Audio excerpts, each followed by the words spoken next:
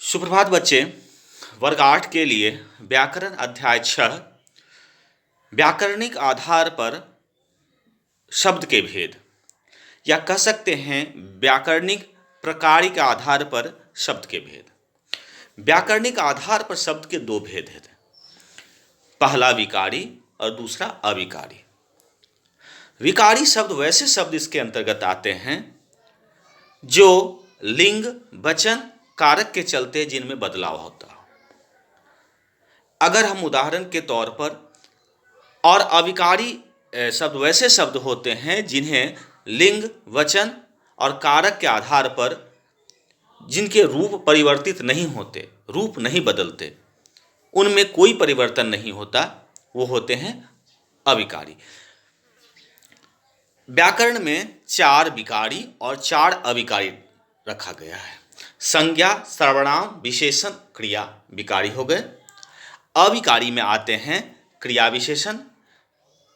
विशेषण संबंध बोधक, समुच्चय बोधक और विस्मयादि बोधक। 4 क्रिया विशेषण, संबंध बोधक, समुच्चय बोधक और विस्मयादि बोधक। अब हम देखते हैं कि किस प्रकार विकारी और अविकारी कैसे परिवर्तित होते हैं। विकारी के अंतर्गत 4 मैंने बोला, संज्ञा सर्वनाम विशेषण क्रिया।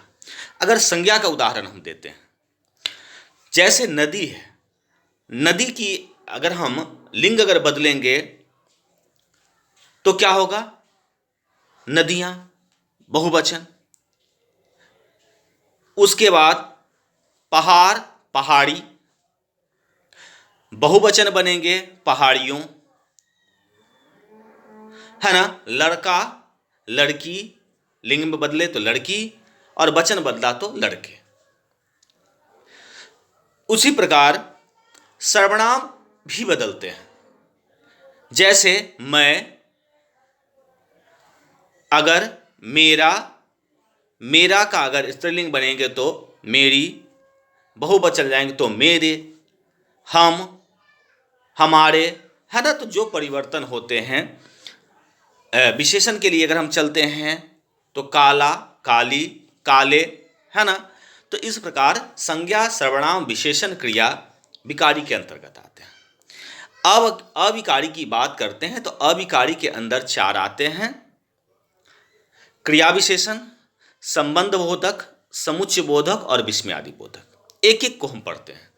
क्रिया विशेषण हमारे व्याकरण पुस्तक में सभी के लिए अलग अलग पाठ दिया गया है विस्तार से पढ़ने के लिए। ये बच्चे एक प्रारूप है, इसमें सिर्फ समझने के लिए कि शब्द को 2 भागों में बांटा गया है, विकारी और अविकारी, व्याकरणिक रूप प्रकार से, है ना। तो सिर्फ हम इतना चर्चा करेंगे, आगे सभी पाठ का विस्तार से हमें पढ़ना है।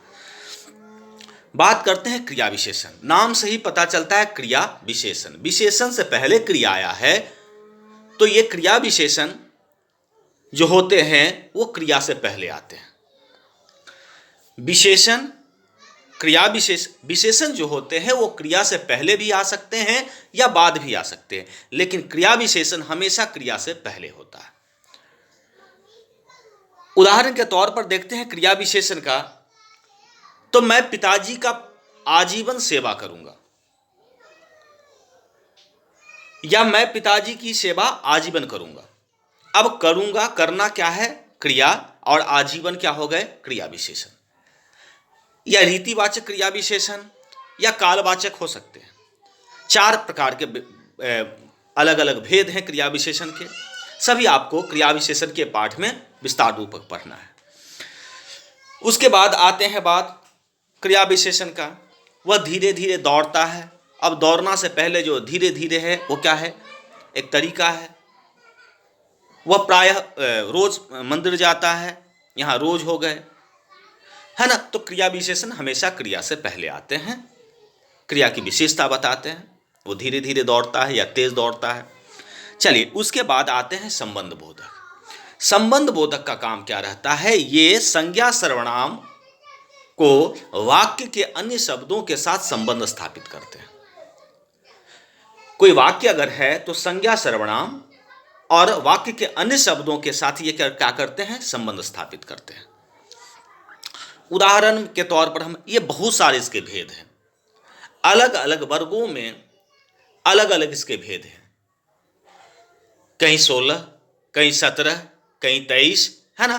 तो जैसे जैसे हम इसे पढ़ते हैं, इसके भेद विस्तार रूप में पढ़ते हैं, अलग अलग उच्च वर्गों में जाता है, इसके भेद बढ़ते हैं। संबंध बोधक, लकड़ी के बिना आग नहीं जलती। अब यहां पर के बिना जो है वो क्या है, लकड़ी और आग जलने की बात कर रही है। ये जो के बिना क्या कर दिया है, जोड़ दिया है। टेबल के ऊपर पुस्तक रखी हुई है, टेबल और पुस्तक रखी हुई है, के ऊपर क्या आया, संबंध बोधक। ये क्या करते हैं, वाक्य के वे संज्ञा सर्वनाम को वाक्य के अन्य शब्दों के साथ ये क्या करते हैं, संबंध स्थापित करते हैं। उसके बाद बात आती है समुच्चय बोधक की। समुच्चय बोधक दो शब्दों, वाक्यों और वाक्यांशों को जोड़ने का काम करते हैं। इसमें दो वाक्य भी होते हैं, वाक्यांश भी हो सकते हैं और शब्दों भी हो सकते हैं। शब्द को अगर लेकर चलते हैं तो राम और लक्ष्मण बन गए। यहां राम और लक्ष्मण को और शब्दों के साथ जोड़ा गया। तो समुच्चय बोधक का काम रहता है कि दो शब्दों, वाक्यों और वाक्यांशों को जोड़ने का काम है। सीता आई और राधा चली गई। यहां पर क्या है, दो वाक्य हैं, सीता आई और लगा राधा चली गई। तो इसमें दो प्रकार, इसके दो भेद हैं, समानाधिकरण समुच्चय बोधक और व्यधिकरण समुच्चय बोधक। इसके भी अलग पाठ में आपको विस्तार पूर्वक पढ़ना है। समानाधिकरण समुच्चय बोधक समान शब्द, वाक्य और वाक्यांशों को जोड़ने का काम करते हैं। व्यधिकरण समुच्चय बोधक में भी दो वाक्य वाक्यांश होते हैं, लेकिन उसमें क्या होता है, एक प्रधान वो वाक्य होते हैं और दूसरा उस पर आश्रित होते हैं। दोनों के चार चार भेद हैं। जैसे हम यहां पर लिखते हैं एवं, अथवा, तथा, और, लेकिन, परंतु, इसलिए, है ना। इन सभी शब्द का क्या काम होता है, ये वाक्यों को क्या करते हैं, ये जोड़ देते हैं। मैं वहां नहीं गया इसलिए मैं आपका दर्शन नहीं कर पाया। तो ये दो इसलिए क्या किए, दोनों, जबकि, ज्यों त्यों, ज्यों ही मैं ऊपर को गया, ज्यों ही मैं आसमान की ओर देखा, मुझे बादल दिखाई देने लगी, है ना। तो ज्यों त्यों, है ना, जबकि, तबकि, इन सभी चीज़ों का मैंने समाधिकरण समुच्चय बोधक के बारे में बताया और कुछ व्यधिकरण समुच्चय बोधक के बारे में बताया। अगली बात जो हम बोलने जा रहे हैं वो विस्मयादि बोधक। विस्मयादि बोधक शब्द क्या करते हैं कि हर्ष, घृणा, शोक, खुशी, आशीर्वाद, आज्ञा, इन सभी चीजों को प्रकट करने के लिए हम कुछ शब्दों का इस्तेमाल करते हैं। यह होता है विस्मयादि बोधक, और इसे विस्मयादि बोधक चिन्हों से इंगित किया जाता है। ये चिन्ह विस्मयादि बोधक शब्द से के बाद लगते हैं, उसके बाद वाक्य शुरू होती है और वाक्य के बाद पूर्ण विराम होते हैं। जैसे ओह, ओह राधा आ गई, अच्छा आपको बहुत परेशानी हुई, है ना। आह, उसे बहुत दुख मिला। तो इन शब्दों का प्रयोग हम क्या करते हैं, घृणा, शोक, हर्ष, शाबाश, आशीर्वाद, जो हम बोले शाबाश, आशीर्वाद, प्रसन्नता को व्यक्त करने के लिए हम इसका इस्तेमाल करते हैं। तो बच्चे, मैंने आपको बताया कि व्याकरणिक आधार पर शब्द के भेद, तो व्याकरणिक प्रकार के आधार पर शब्द के दो भेद होते हैं, विकारी और अविकारी। विकारी वैसे शब्द जिस पर लिंग वचन कारक का प्रभाव पड़ता है, परिवर्तित होते हैं। अविकारी नहीं बदलने वाले होते हैं, इसीलिए उसे अव्यय के नाम से जानते हैं। जो व्यय न हो, जो अपने आप में परिवर्तन न करे, अव्यय कहलाए, है ना। दोनों के चार चार भेद, विकारी के चार भेद, संज्ञा, सर्वनाम, विशेषण, क्रिया, और अविकारी के चार भेद, क्रिया विशेषण, संबंध बोधक, समुच्चय बोधक और विस्मयादि बोधक। तो बच्चे, यही थे आपको पढ़ने के लिए।